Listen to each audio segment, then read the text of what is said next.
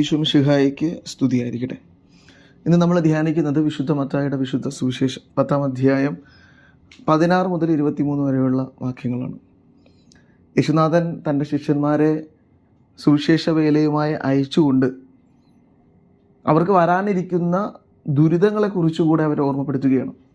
ചെന്നായ്ക്കളിടയിലേക്ക് ചെമ്മരിയാടുകളെ പോലെയാണ് ഞാൻ നിങ്ങളെ അയക്കുന്നത്. അപ്പോൾ നിങ്ങളെ അവർ പീഡിപ്പിക്കുകയും നിങ്ങൾ ഒരു സ്ഥലത്തിൽ നിന്ന് മറ്റൊരു സ്ഥലത്തിലേക്ക് പലായനം ചെയ്യുകയും ചെയ്യും. കൊടിയ പീഡനങ്ങൾ നിങ്ങളെ കാത്തിരിപ്പുണ്ട് എന്നൊക്കെ അവരെ ഓർമ്മിപ്പിക്കുകയാണ്. യേശുനാഥൻ ഒരിക്കലും തൻ്റെ ശിഷ്യന്മാരെ വിളിച്ച് അനുഗ്രഹം മാത്രം വാഗ്ദാനം ചെയ്ത് കൂടെ നിർത്തിയവനല്ല.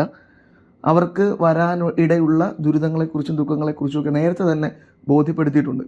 ഇതെല്ലാം പറഞ്ഞിട്ട് നിങ്ങൾ ക്രിസ്തുവിനെ അനുഗമിക്കാൻ ആഗ്രഹിക്കുന്നുണ്ടെങ്കിൽ മാത്രം അനുഗമിച്ചാൽ മതി എന്ന പൂർണ്ണ സ്വാതന്ത്ര്യത്തിൻ്റെ ഒരു അനുഗ്രഹവും അവർക്ക് നൽകുന്നുണ്ട്. അവർക്ക് തീരുമാനിക്കാം ക്രിസ്തുവിനെ സ്വീകരിക്കണമോ വേണ്ടയോ എന്ന്. കാരണം ക്രിസ്തുവിനെ സ്വീകരിക്കുന്നതിൻ്റെ പേരിൽ സങ്കടങ്ങളും ഈ ലോക ജീവിതത്തിൽ ഉണ്ടാകാം.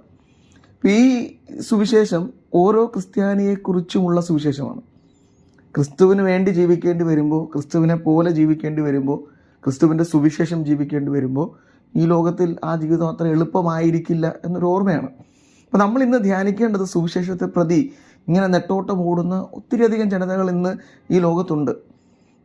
ഔദ്യോഗികമായ കണക്ക് പ്രകാരം ഒത്തിരി അധികം പീഡനങ്ങൾ ഏൽക്കുന്നത് ക്രൈസ്തവർക്കാണ്. യേശുവിൻ്റെ പേരിൽ ഒത്തിരി അധികം മനുഷ്യർ ഈ ലോകത്ത് പീഡിപ്പിക്കപ്പെടുന്നുണ്ട്. പലരും നമ്മൾ അറിയാതെ പോകും. നമ്മുടെ ഇന്നത്തെ ലോകത്തിലെ മുഖ്യധാര മാധ്യമങ്ങൾ പലപ്പോഴും ആ വാർത്തകൾ നമ്മുടെ ഇടയിലേക്ക് എത്തിക്കുന്നില്ല. അപ്പോൾ അതല്ലാതെ തന്നെ നമുക്ക് തിരിച്ചറിയാവുന്നൊരു കാര്യമാണ്, ക്രൈസ്തവൻ എന്ന പേരിൽ മാത്രം പീഡിപ്പിക്കപ്പെടുന്ന ഒത്തിരി അധികം ആളുകളുണ്ട്.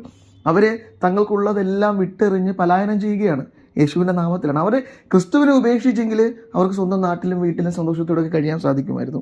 ഇത് ആദിമ സഭയുടെ കാലം മുതലേ ഈ പലായനം തുടങ്ങുന്നുണ്ട്. ക്രിസ്തുവിനെ പ്രതി ഓടുന്നവർ, നെട്ടോട്ടം ഓടുന്നവർ, അവർ മുറുകെ പിടിച്ചിരിക്കുന്ന ഒരേ ഒരു സമ്പത്ത് ക്രിസ്തുവും ക്രിസ്തുവിൻ്റെ സുവിശേഷവുമാണ്. അപ്പോൾ അവരെയൊക്കെ ഓർത്ത് പ്രാർത്ഥിക്കാനുള്ളൊരു ദിവസമാണ്. കാരണം ഇന്നും ക്രിസ്തു പറഞ്ഞ ഈ വചനങ്ങൾക്ക് അറുതി വന്നിട്ടില്ല. ക്രിസ്തുവിൻ്റെ പേരിൽ ഒത്തിരി അധികം പേര് പീഡിപ്പിക്കപ്പെടുന്നുണ്ട്. അപ്പോൾ നമ്മളും നമ്മുടെ ജീവിതത്തിലേക്ക് തിരിഞ്ഞു നോക്കണം. നമ്മൾ ക്രിസ്തുവിനെ പ്രതി പീഡനങ്ങൾ ഏൽക്കുന്നവരാണോ അല്ലയോ? അങ്ങനെ പീഡനങ്ങൾ ഏൽക്കേണ്ടി വരുന്നില്ല എങ്കിൽ ഒന്ന് നമ്മുടെ ജീവിത സാഹചര്യം, അല്ലെങ്കിൽ രണ്ട് നമ്മൾ ജീവിതത്തിലെടുത്ത നിലപാടാണ്. ക്രിസ്തുവിൻ്റെ സുവിശേഷം നമ്മൾ യഥാർത്ഥത്തിൽ ജീവിക്കുന്നുണ്ടോ ഇല്ലയോ എന്നും കൂടെ തിരിച്ചറിയണം. ചിലപ്പോൾ നമ്മുടെ ജീവിത സമൂഹത്തിലുള്ളവരെല്ലാം നന്മ നിറഞ്ഞ മനുഷ്യരാകുമ്പോൾ ക്രിസ്തുവിനെ നമ്മൾ ജീവിക്കാൻ അത്ര ബുദ്ധിമുട്ടല്ല നമുക്ക്. പക്ഷേ എങ്കിലും നമ്മൾ ചിന്തിക്കണം, ക്രിസ്തുവിനെ പ്രതി സങ്കടങ്ങളും സഹനങ്ങളും ഒക്കെ ഏറ്റെടുക്കാൻ ഞാൻ തയ്യാറാകുന്നു. കാരണം അതാണ് യഥാർത്ഥ സുവിശേഷം വെച്ച് നീട്ടുന്ന ജീവിതം. ഇനി എനിക്ക് ചുറ്റും യേശുവിനെ ജീവിക്കുന്നതിനെ പ്രതി ചിലപ്പോൾ സങ്കടങ്ങളിലും വേദനകളൊക്കെ പെടുന്ന കുറേ മനുഷ്യരുണ്ടാവും. സുവിശേഷം പ്രഘോഷിക്കാൻ പോകുന്നതിൻ്റെ പേരിലും നന്മ നിറഞ്ഞ ജീവിതം ജീവിക്കുന്നതിൻ്റെ പേരിലും ഓടി അകലേണ്ട കുറ്റപ്പെടുത്തലുകൾ ഏറ്റെടുക്കുന്ന കുറേ മനുഷ്യർ നമുക്ക് ചുറ്റിലുമുണ്ട്. അപ്പോൾ നമ്മൾ എവിടെയോ ഉള്ള ക്രൈസ്തവരെ പ്രതി മാത്രം സങ്കടപ്പെടാതെ നമ്മുടെ ചുറ്റിലുമുള്ള നന്മ നിറഞ്ഞ മനുഷ്യരെ കൂടെ നമ്മൾ ഓർക്കണം. കാരണം സുവിശേഷം ജീവിക്കുക എന്ന് പറഞ്ഞാൽ നന്മ നിറഞ്ഞ ജീവിതം ജീവിക്കുക എന്ന് തന്നെയാണ്. അപ്പോൾ നമുക്കും ചുറ്റിലും നന്മ നിറഞ്ഞ ജീവിതത്തെ പ്രതി വേദനകൾ ഏറ്റെടുക്കുന്നവരും ക്രിസ്തുവിൻ്റെ സുവിശേഷം ജീവിക്കുന്നവരാണ്. അപ്പോൾ അവർക്ക് നമ്മളാൽ കഴിയുന്ന സഹായങ്ങളൊക്കെ ചെയ്യാൻ നമുക്ക് കഴിയണം.